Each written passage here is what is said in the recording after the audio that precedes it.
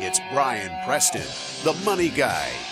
This is from Truman. I'm pronouncing that wrong. So is it not spelled Truman? It is, but there's an extra M before the last M. So it's Trumann. True. Okay, whatever. This is Keep going. this is Mr. Misfelt. We're good at math. How do I make sure to not live like a miser? I'm 21, saving 50 to 60%, but I still find it hard to part with any extra cash. How can I change my mindset? I think a lot of financial mutants fall into this. Now, often it's not 21-year-olds. We often see this for folks who are a little bit later on in life. But some people get so addicted to it, right? 50 to 60% saved at 21 is amazing, right? That's unbelievable. But if you're having a hard time like parting with any of your dollars, what advice would you give to them? I mean, I think first there's an exercise you need to do. You need to, and this is one of the things we're working on with some stuff behind the scenes right now is, have you asked yourself what brings you happiness? What do you actually, if you could, I see people all the time post stuff on the internet where they'll say, you just got $100 million. What are you change in your life? And use that as a jumping off point to say, okay, would I travel more? What would I do different if money just wasn't that important to this whole decision making? Because I do think, like are we going to promote next week's show at all? Are we going? Because I mean, like we have somebody coming in. The content team is shaking their head. Yes. Let's so can I promote it. say his name? Content team. Yep. Okay. So Clark Howard's coming in next Tuesday for our live stream. So by the way, so instead of doing a normal just episode live stream, we're bringing in Clark Howard. He is part of my origin story with how I got into doing the podcast and so forth. I can't wait for you guys to hear this. And we booked Clark a nice room. Mm-hmm. Clark has called and scolded us for booking him a nice hotel room because he had found, because he's a travel guru too, not only as well being good with money. And he scolded us because we could have rented him a motel on the side of the interstate that was significantly cheaper. And I look and I know because I know enough about Clark's story.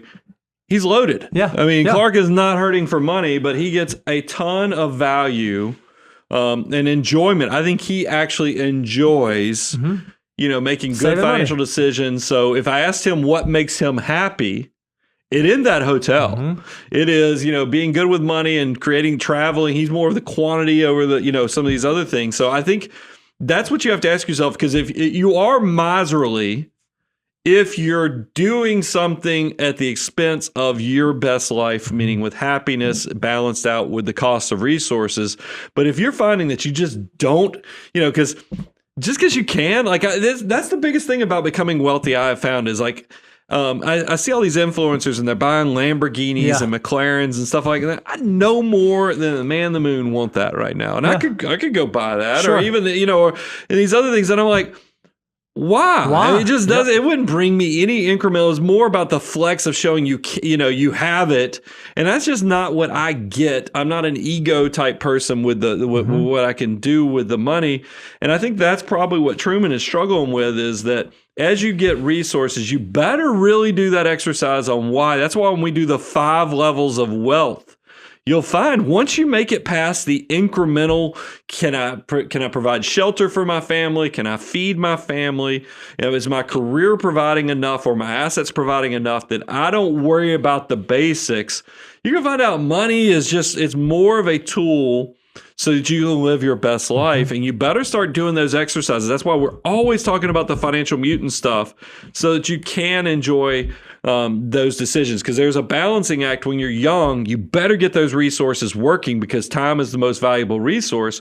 But you're going to get to a point of success where you say, hey, yeah, it will grow more, but you can't take it with me. So I better make sure that we're also building the other parts that you can take with you, which is the memories, the experiences, and also leaving that legacy with your family. Pay attention to those things because there's a balancing act, and happiness drives a lot, or fulfillment drives a lot of that, because you don't want to be on your deathbed and going, man, I never got to go see that great wonder, or I never got to do that great experience, or I never got to do this with a loved one That is the stuff that makes me sad. So make sure you're taking that into account. All right, so I'm going to play. I agree with everything you said. I'm just going to speak to the other side of that coin a little bit. I am not significantly. I'm not so much older than Brian is, but I'm still older than you. And here's what I know. My 21-year-old self, I just didn't have life figured out, right? I didn't know what family was going to look like. I didn't know what state I was going to live in. I didn't know what career was going to look like. There are a lot of things in life that are likely going to change. Oh, yeah. So early on, when you're 21, I don't think you have to have it all completely figured out in terms of, oh man, I got to be spending this much and I got to be, I'm saving too much. I'm over saving. I'm not spending enough, because life will kind of have this natural way of grabbing on some of your resources, right? Like you get married, all of a sudden money starts kind of going away. You start having kids, money starts going away. You buy the new house, you move into the new neighborhood, you buy the new car, you fill in the blank, and your money kind of starts dissipating naturally over time. What you want to do is make sure you have this strong hold on it that says, you know what, I'm not going to drop below that 25%. It's okay. I don't have to go force myself to expand my lifestyle now to make sure I'm only saving 25%, so long as I'm not foregoing things that do bring me happiness and I'm not foregoing taking the trips and doing the stuff that I actually enjoy. But I wouldn't spend for the sake of spending, because again, your 30, 40, 50-year-old self might think your 21-year-old self that built up that nice cushion of 50 to 60% savings when you could. I was able to do a lot of things a lot more cheaply when I was in my early 20s than I am able to do those things now. And I think that's okay. Well, you said something that just triggered it, because it is so. You just don't know what the future holds. My 16-year-old self thought my 25-year-old self was going to go buy a Corvette the day I hit 25, because that's when the insurance rates would go down. And then my 25-year-old self thought that I was going to retire at 50 years old, because that's why I was saving so much then. I hope not. And now here I am. I'm quickly approaching 50, and I no more want to retire, because I'm having so much fun doing content, working with all of you, that it just is amazing how your future self, it will be changed and your goals will change. So that's why if you can go with the structure we talk about with the financial order of operations, incremental decision making, it sets you up so that you actually get more flexibility and you don't get railed into only one solution to your financial life. And I like that, because then it protects you from really sticking yourself in a bad situation. Because I do worry about the young people that are on the other side, the over-consumerism, because instead of having more options, they actually are squeezing themselves into, instead of choosing to work at 50, a lot of people,